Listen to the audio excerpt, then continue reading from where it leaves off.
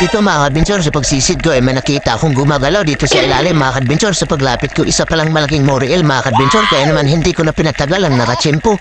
Pinaanak ko na agad mga ka-adventure. Kaso nga lang dito mga ka-adventure ay dinala na yung pana ko dun sa ilalim ng butas at medyo nahirapan ako.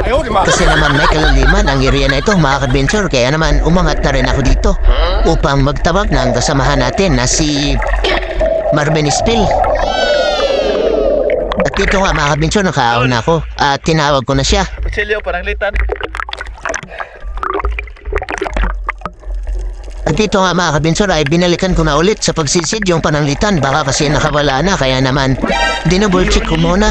At dito mga ka-adventure, sa paglapit ko ay wala na talaga. Akala ko hindi na ito makukuha dahil pinasok niya talaga yung pana ko dun sa lalim ng butas. At hinanap-hanap ko yung mga butas dito sa kabila mga ka-adventure. Nagbabaka sakali ako na makikita ko siya. At dito naman ay umangat muli ako mga ka-adventure upang ipatingin sa kasama natin kung masisikansyat ba niya ang Moriel.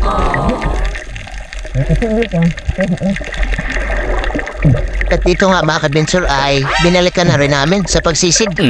At nauna natin si Marvin dahil siya yung pinapana natin sa pangalawang pagkakataon na ito.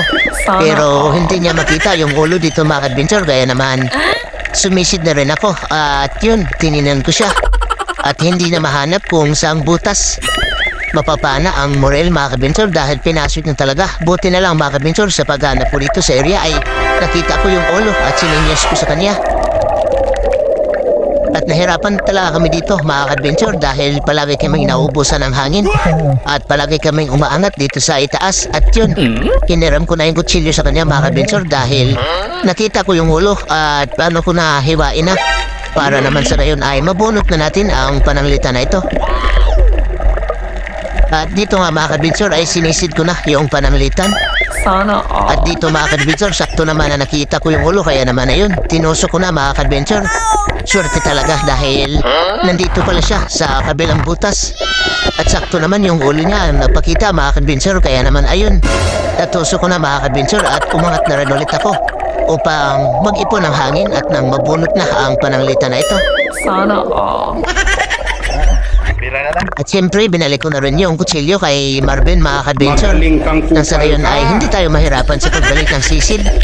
At ito nga mga ka-adventure, nagmamadali na ako sa pagsisid dito sa ilalim upang makuha na pananglitan mga ka-adventure dahil sayang na rin.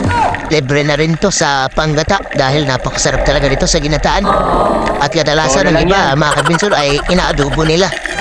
Pero ako dahil mahilig ako sa ginataan o sabaw ay sa ginataan natin ito lulutuin. At ito na nga mga ka-adventure, dinahandaan ko na sa pagbunot. At suminyas ako sa kasama ko, baka makawala. Ay ipapasikanset sana natin sa kanya dahil mas madali doon, pero dito ay nabunot na natin. At ito na mga ka-adventure, nasikiro natin ang Moriel na napakasarap sa ginataan.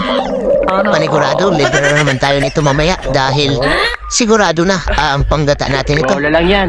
At akala ko mga ka-adventure ay napakalaki na. Ay nasa mahigit 1 kilo pala ang pananglitan na ito. At good size na rin ito mga ka-adventure.